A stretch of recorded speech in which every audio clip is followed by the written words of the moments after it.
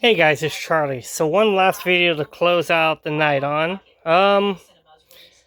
Because I have been reconnecting with that writer side of my mind.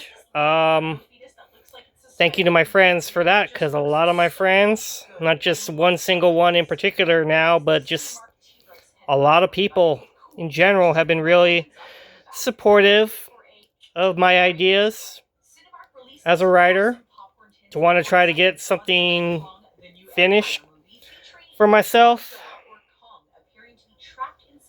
to get my ideas finally out on paper again, now that I've gotten past my previous writer's block. Of course, they've also been supportive of me wanting to go back to school eventually, because that's still a thing for me. I want to go back to school. I want to finish my vet tech degree. I owe it to myself to get that done. So yeah, because me overcoming like my writer's block and everything, and just seeing the ideas flowing now, my criteria for how I gauge my favorite movies of the year has kind of adapted now. So my criteria, it's not just a good movie, obviously. It's got to have a good story. It's got to have pacing. It also has to have rewatchability. Is it something that I'm going to watch one time only? Or is it something I'm going to watch multiple times to try and find new things about said movie that I can essentially study for myself to adapt into my writing, or to see how this style works, what doesn't work, all that good stuff. A movie can be good. A movie can be good, but not be rewatchable for me, because watching it puts me into a dark place that I don't like to go to. One of the best examples I can think of is Logan, a great superhero movie with the amazing Hugh Jackman as Wolverine. I don't revisit that movie often because it puts me in a dark place that I do not really like to go to. But it's a great movie. Not one I rewatch. Nolan movies. I feel that trend kind of started with The Dark Knight Rises. Great movie. I still remember seeing a midnight showing of that one when it first came out, walking out of the theater at like 3:30, almost 4 p.m., but it felt like it was 6 a.m. after that movie, because there was a lot to unpack with that one when that one came out. And yeah, I don't revisit that one often because there is just a lot to unpack with that movie. And same with like Interstellar. I've maybe seen it once. I don't know if it was all the way through. I just know that there was a point with Interstellar where I was just like, you know what? I can't do this. There's too much going on. Even over multiple viewings, I still needed to break from that one and just step back.